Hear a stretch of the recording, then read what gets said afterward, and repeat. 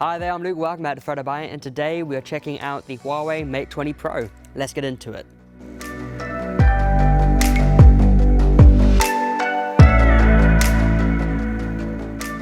So the Huawei Mate 20 Pro was announced yesterday, and we got a chance to have a little play with it and get our hands on it and see what it can do, and we have to say we're quite impressed. Now, earlier this year, Huawei announced their Kirin 980 chip, and they did mention about putting it into their new flagship phone, and that's what we've got here today with the Mate 20 Pro. So what the Kirin 980 achieves in the Mate 20 Pro is it enables it to get better battery life, thus better performance, and also 46% improved camera ability. So essentially, it processes the camera files a lot faster, and given the size of the RAWs, which we'll go into later, we are kind of happy they've done that.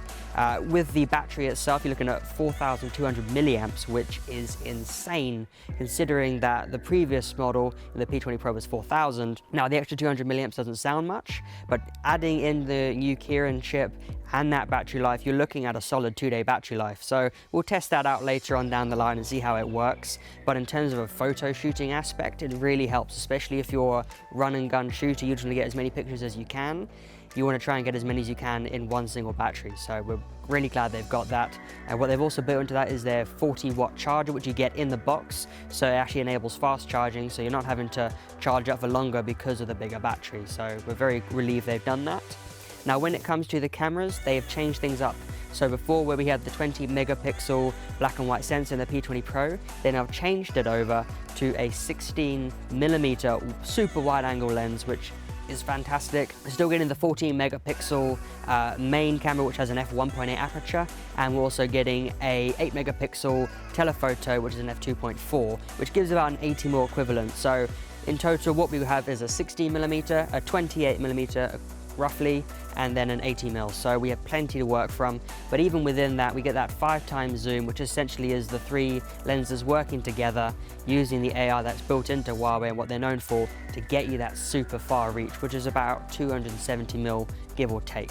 But we're again really impressed with it. They've done it in the square formation, which is quite nice to see. A little bit different, a little bit of a change, and we've got this lovely twilight color that Huawei showed off with the P20 Pro, and now we've got it with the Mate 20. It's also nice to see as well, if you like to do underwater pictures, this is IP68 waterproof, so you can go about a meter underwater for about half an hour, so it's nice to get those underwater pictures. Also, with the integrated AI, we are looking at the AI camera, which basically figures out the scenarios and the types of things you're taking pictures of and helps you get a better picture. So what they've got in the Mate 20 Pro is 1,500 different scenarios that are put into 25 categories. So it could be a dog sitting, dog standing, dog running, dog with another dog. You know, it's other things like that, and as well as people as a group, as a lot of groups.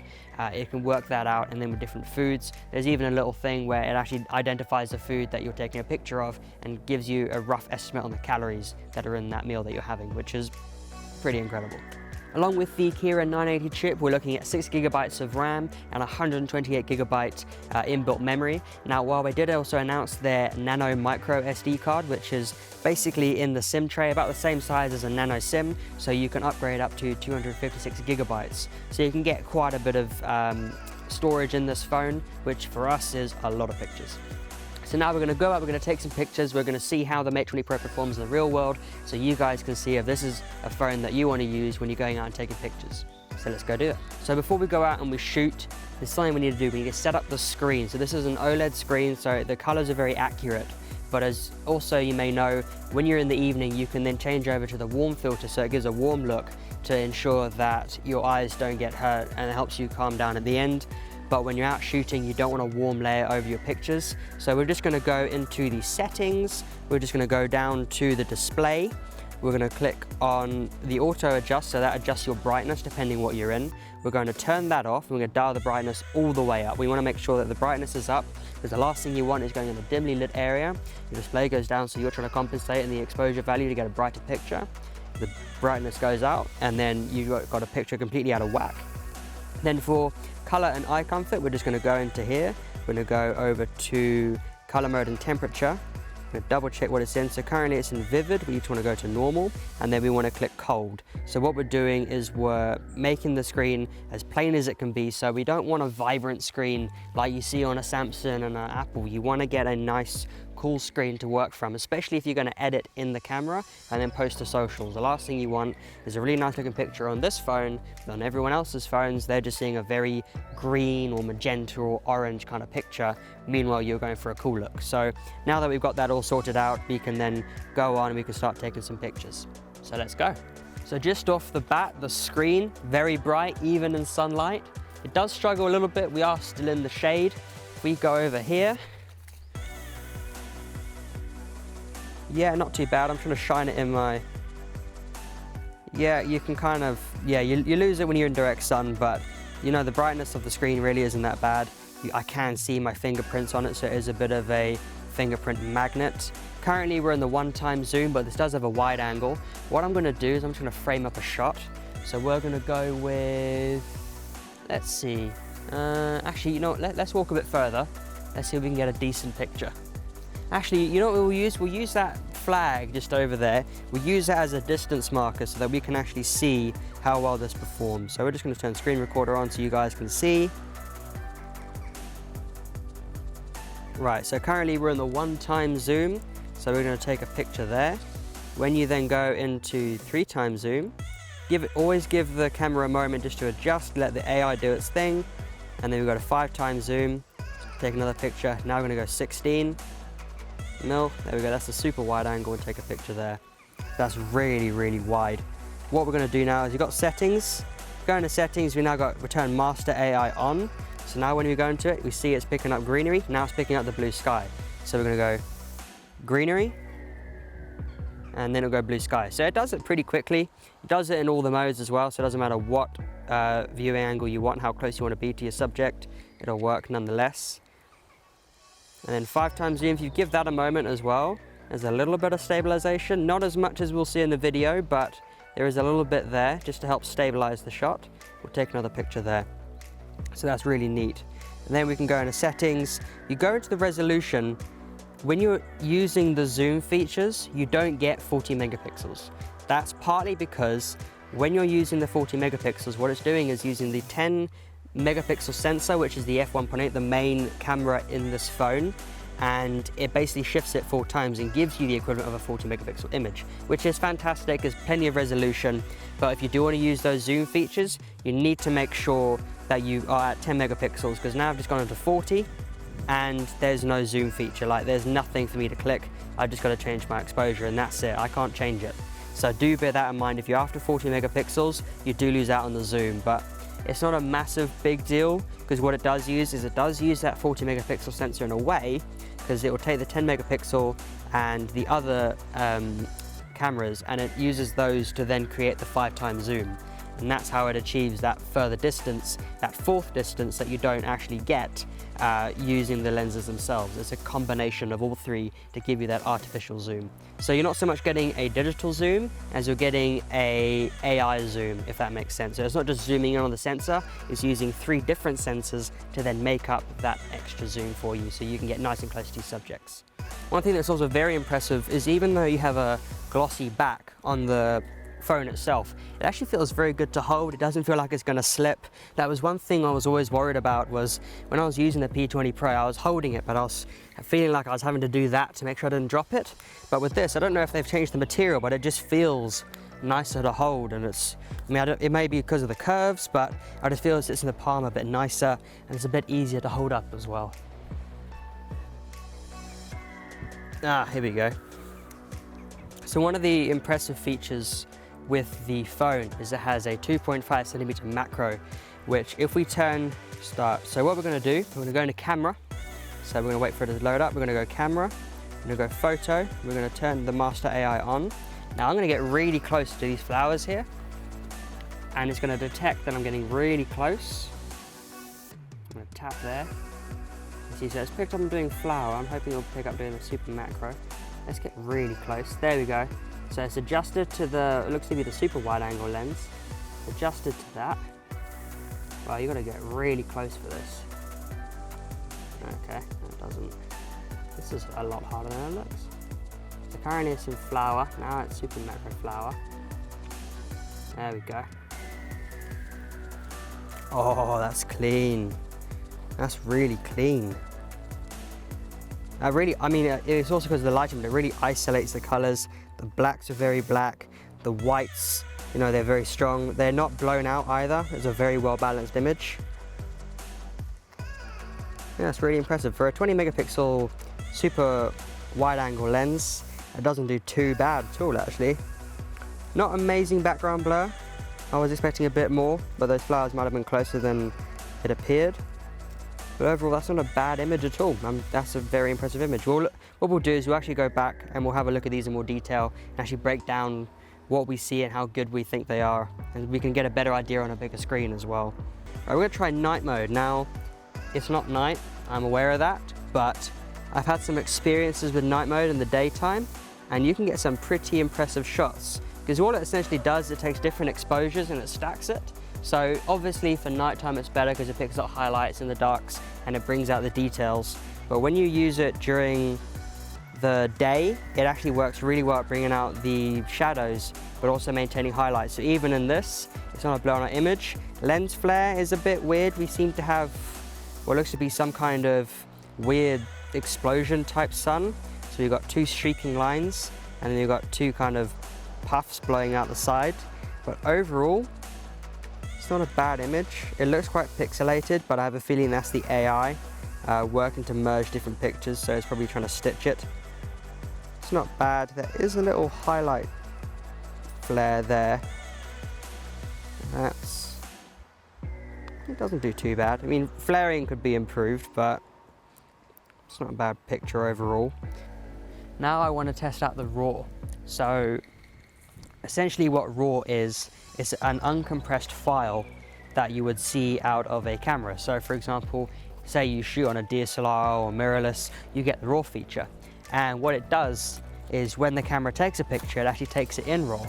But when you're on JPEG, what it does is it takes that RAW file, it squishes it down so it removes data such as the extra highlights you can control and the shadows. It brings it down to a JPEG and then that's what you can use and that's what you can share with friends, family, and even on social media. But a RAW file is an untouched file that you can then tweak yourself and then you can make a look how you want to look. A lot of photographers use them. A few use JPEG because they like the look of what the camera gives them, but a lot of people like RAW files and we like our RAW files. So what we're going to do, we're going to go out, we're going to shoot RAW and then we're going to tweak the images and see how easy it is to tweak. Because at the moment, Lightroom doesn't offer anything for Huawei phones, so you can't actually have dedicated controls over using the exposure highlights and the contrast. You have to do each individual bit manually, and you really got to work the files. So we're going to go out, we're going to take some pictures, and then we're going to play with them later and see how easy they are to edit. So we're just going to go out of the 40 megapixels, we're going to go back into 10 to give us the zoom. I found this nice little shot of the shadows of the groins on the beach. So we're currently with a 1x zoom. Got the master AI on. I'll take a picture with the horizon level. There we go. And we go 3x zoom, give it a second to steady out. There we go. 5x. Now where I see the nice picture, be the 16x zoom. I'm just gonna frame that up a bit better. And go there. Perfect. Oh, that's pretty. That's really pretty. What's nice is that the shadows carry on the sea, so I just went into the super wide angle and I've snapped a picture. Yeah, that looks pretty. Let's go down like that, see how that... There's a bit of flaring in there. Bit of flaring from the sun. Doesn't ruin the image too much. There's a good balance of shadows and highlights, so this is the master AI doing the work, finding the shadows, finding the highlights, and doing a bit of a blend to give you the best picture possible. So what we're going to do, we're going to go into Pro mode, do the same picture, the 16. I'm going to dial the exposure value down a bit, so down to 0.7. Take another picture. So that's like a bit more of a cleaner image. Yeah, you can see the difference night and day. What I'll do now is I'll take a picture at standard EV, so that'd be 0. Yeah, you got to be careful with the screen. I went to change the exposure value and it kept changing my zoom for some reason, which was really odd. See if it would do it again. Yeah, I just done it again. I'm going to screen record that because that can be quite annoying. So we're screen recorder, start. So yeah, went into Pro mode, hit exposure value, went to use it, and then for some reason it goes straight into zoom. But I've really set my zoom. I want to control my exposure value. So you have to kind of tap on what you want to get your way up and tap on your way down. You can't just drag it on, otherwise it goes straight into zoom. That's not a great feature, because I like to just set my zoom and then get into the exposure value. But if I can't actually move the exposure value like I could with the P20 Pro, it will just change it to zoom. That's not fun for me. Not a big fan of that. But anyway, we'll move on to the video. So the video spec is quite impressive. What we actually have, we go over to video. So we're just down by the sea. What we're going to do now, we're just going to go through the resolutions. So you got 4K. So technically the 4K is below the 4K, so it's 3,840 pixels by 2,160. So it's what the Sony do as well. You got Full HD 1080p at 18:9 ratio. That also goes to 60 frames a second. You got your standard 1080p at what would be 25 frames a second. And then you have the other ratio they've now introduced, which is 21:9, which is what you normally see with films. They like to use that because it looks quite nice and it gives you a nice little look. We'll have a play with that in a moment. And you've also got your 720 in that aspect ratio as well, and then just 720 standard, as well as how you want to format it, so H.264 or H.265. So you can choose your choice. We're going to keep it with the H.264 because it offers better compatibility. So we'll just stick with that for now. And what we'll do, we'll start off at 1080 and then we'll go through the different videos and we'll see what we like. So what I've got also as well is 4D Predictive Focus. Now what we want to focus on is how well the camera works to pick out the detail in the shadows as well as the highlights. We want to see what kind of balance we get, because we don't want a camera that only picks up one over the other, because it's going to make doing video really, really hard. So we're just going to take a little go and see what we can get out of these. Alright, so we're just going to hit record. So this is the 1080. Super stabilized as well. I'm giving it a bit of a movement, which you can see. Handles the shadows quite well. It's not the cleanest image, but that might just be because of it being a preview. But it looks pretty good to me. Right, we're just going to stop there. Now we're going to go into settings, resolution. Let's go down to the 21:9 aspect ratio. We've got the 4D Predictive Focus on to see if it picks up on anything. And we're just going to hit it again. Now this shouldn't really change how the video comes out. It should stay as it is, because all we're really doing is changing aspect ratio. So the camera shouldn't find it any more harder. Shouldn't find this hard to concentrate on. Although it has just gone out of focus for some reason. So that's a bit annoying. There we go, so it's got focus back after a tap. Right, now let's go over to, let's try the 60 frames a second. It's not offering us the 4D Predictive Focus anymore. It's also looked like it's cropped in a bit as well, but that might change. Nope, it's gone with a different aspect ratio. So now we're recording. Again, looks a bit soft, but that might just be preview. I've just set it to the groins and it's already trying to blow out the highlights. Yeah, it's struggling a bit in 60 frames a second. Right, we can hit stop. Now we're going to go settings. We're going to go up to 4K. We'll see what 4K is like. Again, we've still got stabilization. That's really good. We didn't get that with the P20 Pro. Balancing and highlights and the shadows is doing quite well. Obviously, I'm only seeing a preview of the footage at the moment, but it looks fairly balanced. Highlights aren't too bad, shadows aren't too bad. There's a bit of a blue hue in the shadows, but if you want to really get into detail, you can sort that out in editing, in post. But the stabilization is really good, like really good. I've just had a look at the top actually. When it comes to recording in 4K, you can do it for a maximum of 10 minutes. So a maximum 10-minute recording time at 4K video. So we're just going to stop it there. But even within this, so we're in 4K. We're now going to go hit record and we're going to see what zooms we get. So currently we've got 1x zoom. Now we've got 3x zoom. Again, a bit soft. It's kind of focusing up on the front here. I want it to try and focus out on the back. And it's, there we go. Okay, so now it's doing it. So that's 3x. Now we're in 5x. So yep, still getting focus, still good highlights, highlight control, a bit blown out in the background, but that is a lot of light back there. I'm gonna go again. So now this is the wide angle. Again, oh, this feels even more stabilized. This looks really good. Yeah, that's a really nice picture. Oh, that's pretty. That's really nice.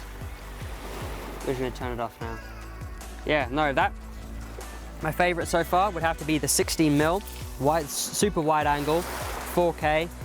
In this sort of composition, it works really well.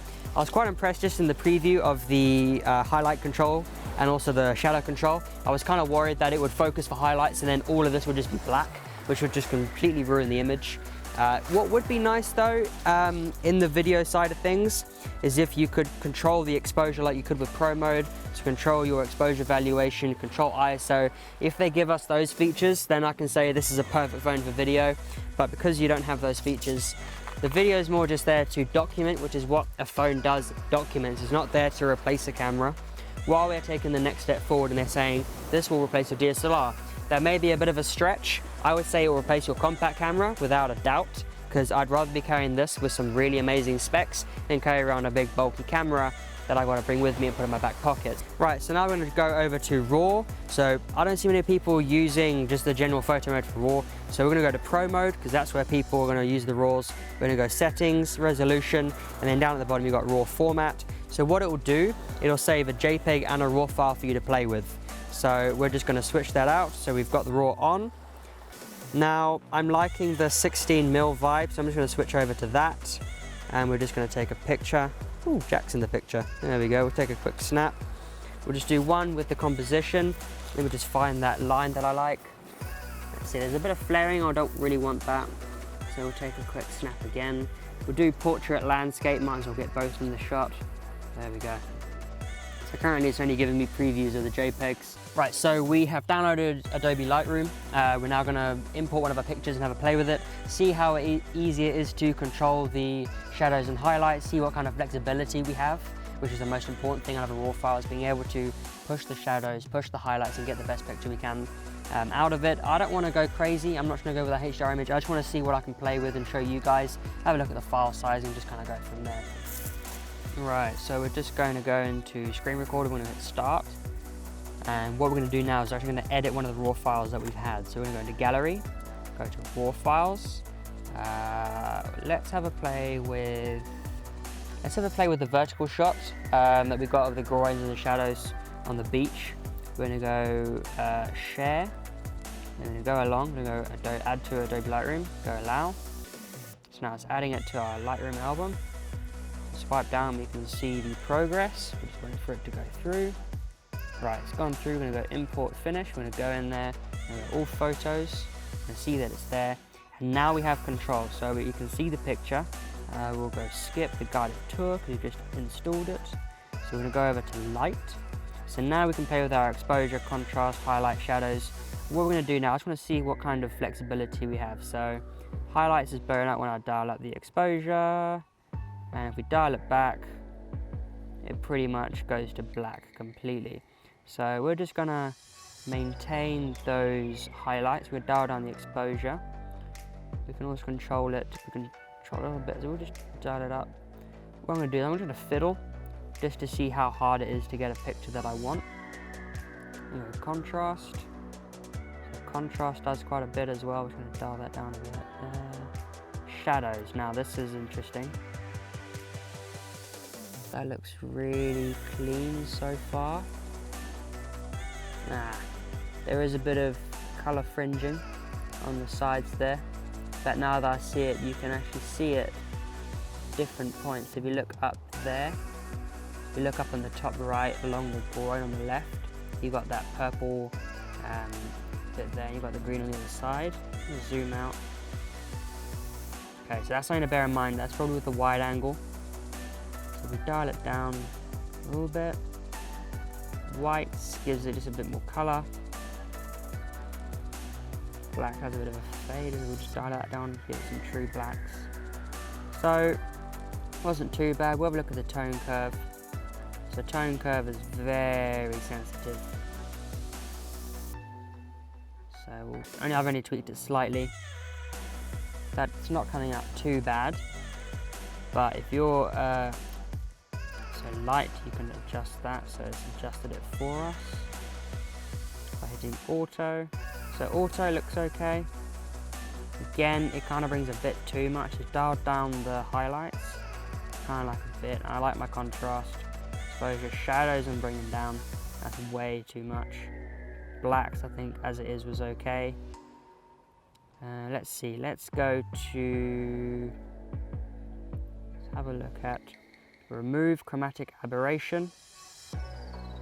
Let's have a look on the top. So that's with it off. That's with it on. Okay, so there's a slight difference, not a major one, but you know, it fixes it nonetheless. There are no profile corrections for the Mate 20 Pro, nor are there for any of the the Pro 20, the P20 Pro. So we'll go into sections. We've got color, we've got natural. So these are just like inbuilt presets you have with Lightroom. We've got bright, high contrast.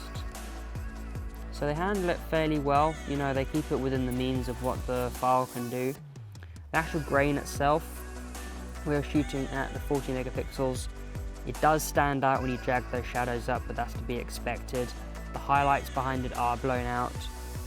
But the overall picture, I mean, you've got to bear in mind, this isn't something that you're gonna print most likely. This is something that you're actually gonna put up on social media.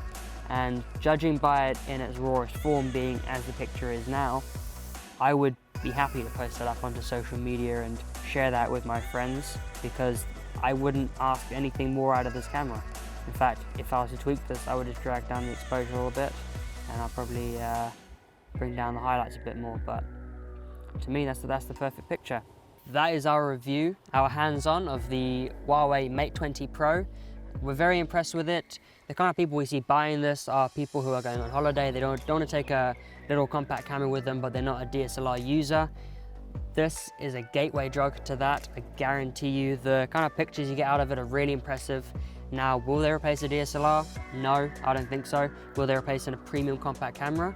You know, it's got stiff competition. I would definitely say this has a chance.